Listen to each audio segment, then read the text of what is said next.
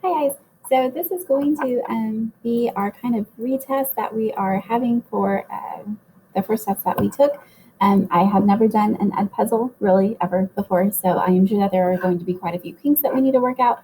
But hopefully, we can kind of get this going and it all magically works and everyone can get this. I think this is going to be the best way for us to kind of have that conversation, even though it's a little bit one-sided, and then you can still answer those questions and get your points back. So the first things first is when you are doing a retest, you only get points added back to your test, but you cannot exceed an 85.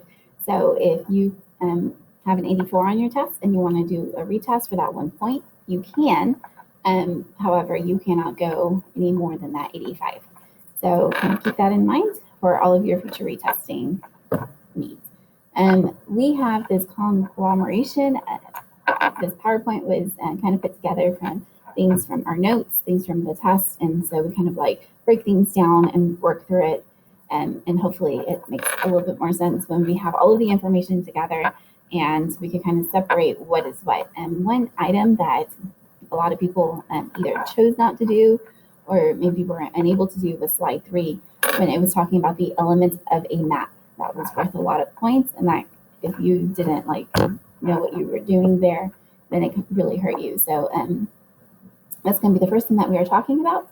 And then we're going to go to types of maps. And most people were able to kind of identify the 3 different types of maps. But we are definitely going to have to kind of like clarify and tweak a few of our notes on that. And then finally, we are going to have distortion, which surprisingly, I think that was probably one of the better parts of the test that most people did a little bit better on. All right, so let's go ahead and get started. Elements of a map. We are going to be looking at all of the elements of a map. So on August 25th, we had a PowerPoint that talked about some of the elements of a map. And then we had Thursday and Friday, Wednesday and Thursday were Hurricane Laura. And then we came back on Friday, and on August 28th, you had to create your map. So this is the image from the PowerPoint that we are creating the map. And you can see that I have most of the things kind of labeled. One thing that my map is missing is a scale. So let's look at the title first. So this one is titled Mrs. Jones Classroom. And your title is going to tell you what you're looking at. And there's no funny business. If I were to title it Mrs. Jones' Great Excellent Adventure, then people who were looking at all of the titles of the map may not know what the purpose of the map is. And so the title needs to be very academically based. And you have your orientation, your compass, and then you are including your date and author. I am the author. I am very knowledgeable of what my classroom looks like. The date is going to be important. This was actually created last year when we were allowed to sit in groups. Okay. And then finally, you have the legend right here. All of these green rectangles were tables because student desks were put into groups. And one thing that my map is missing is the scale. So these are all of the points. These elements are going to apply to every single map. It doesn't matter what type of map it is. So let's kind of put this into use. So looking at this one, this map was specifically chosen because it didn't have a lot of those elements in order to tell us what was going on. Okay, so it is missing almost all of the elements. We don't see a title. I don't see a compass. I don't see a date. I don't see an author. I don't see a legend, and I don't see a scale. So this one's actually really missing a bunch of information. All of this information would help me better understand what I'm looking at when I'm looking at this map. So looking at this map, I see red, I see orange, I see yellow, but I can't figure out what exactly those icons stand for. A scale would be very important because, I don't know how big Australia is without it, and that scale is going to tell me, okay, are these items, these icons, is it referring to is it a really big land? Is it really small? Kind of think of if you were to have a map of Texas and Rhode Island together, the maps could be the same size, but that scale is going to tell me that Texas is really big and Rhode Island is much smaller. So that scale would have helped me, well, okay, is this really big areas or is this really small areas? And it would have helped me that way. So kind of keep that in mind. Let's look at the next one. And on this one, going straight to that title, it tells us that it's the Republic of Korea. That is a very academic, knowledgeable title, but it doesn't really tell me what this map is going to show me. So the next place that you should go is straight to the key. Looking at the key, I see it talks about national capitals, it talks about provinces, capitals, then it talks about international boundaries and provinces boundaries. So all of these elements, right, are going to be talking about like political maps. If you're talking about that, this could be a political map. This is not a physical map because if you look at your key, it doesn't tell me anything that is physical. So that key is going to be super important to kind of help me decide. It has a scale, it has a map within a map, just to show me like specifically where in the world we are. That is helpful, but this is not necessarily an element that all maps are going to keep. And then you just kind of look at what this map does have and what this map is missing. And then you kind of need to decide if it were to give you more information, would it help you to better understand the information and think of the purpose of that map. Types of maps. I think for the most part, everyone was able to kind of identify those three maps. So let's go ahead and clarify what exactly is happening within those maps. Types of maps. We have physical. Everyone knows, it seems like everyone knows that physical maps have rivers and mountains. Those deserts and plateaus and plains are really going to help you decide whether or not that is a physical map. If it has a desert, if it has a plateaus, for myself, all of the maps that I've been looking at, if they were physical maps, they had this information also, okay?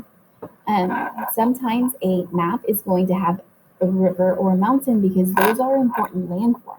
They are big, huge landmarkers that you could say, wow, this is that mountain that everyone talks about. And then you could kind of orient where you are on that map just a little bit better with those features. Looking at political, they have cities, states, and countries. These are boundaries. I think somewhere on your notes it talks about it being man-made.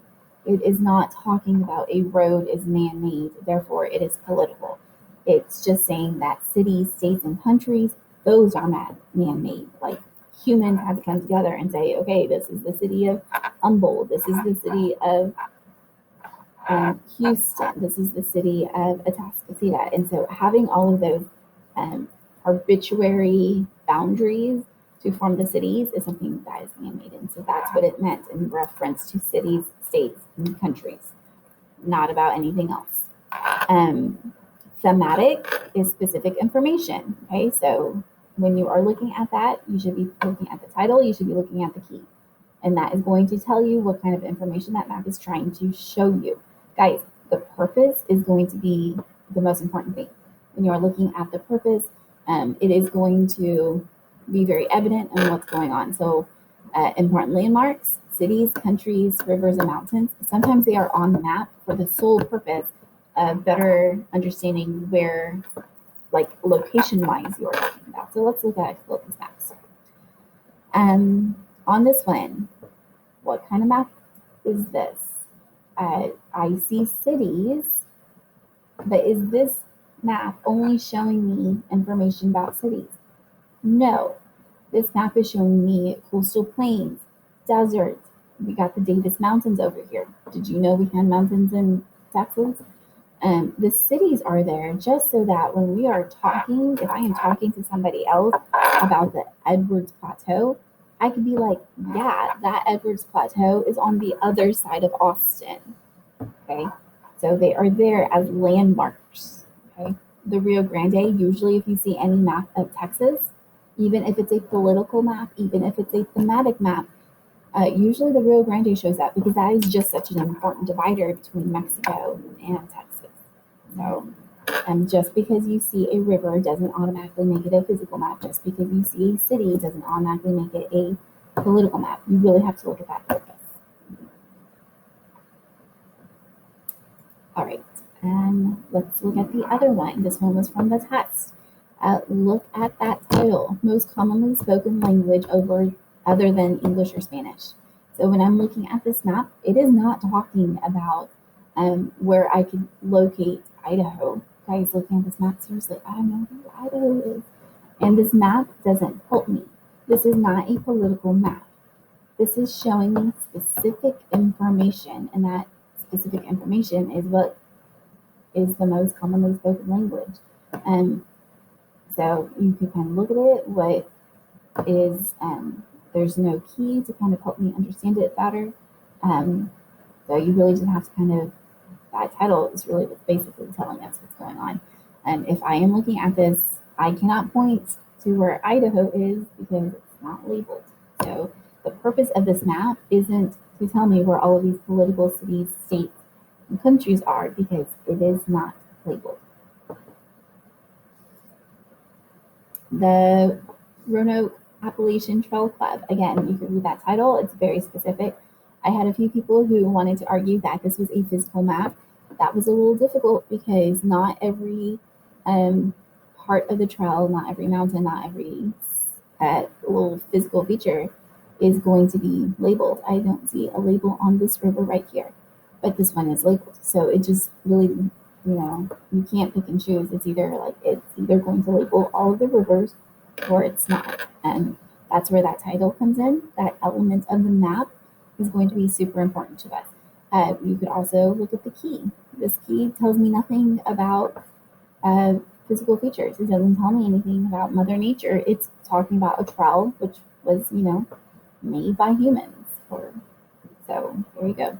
What is the purpose of this map? Well, the purpose of this map is to show me this trail. Notice how distinguishable that trail is on this map. Read the title, look at this key, and then make your decision. Next, we have another map. This is the title right here, Houston metro area. Okay, this metro area is saying that it's telling me what the map is going to be about. Okay, look, this is all of the places that the metro goes. This is all of the places that you could drive and you could get to your airports. This map is really showing transportation. So now you have to decide for yourself, is this a political map? Some people could argue that it is, because what are we looking at? Some people could argue that this is a thematic map, because what would they be looking at? I had a few people who wanted to say that this was a physical map. What would they be looking at? On this map and some of the other maps also, what was super important and what got you your points was how did you defend your answer? If you talked about a political map, but when you explained it, you weren't talking about political features, then you did not earn credit. So make sure that what you are claiming and what you are explaining, make sure that they are matching. What kind of map is this? Looking at that title, Global Income Distribution. This is showing you specific information. Looking at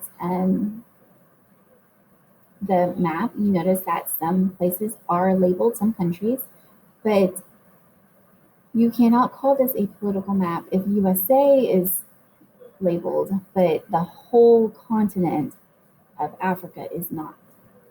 The countries are only labeled so that you could better understand the information that they want you to see.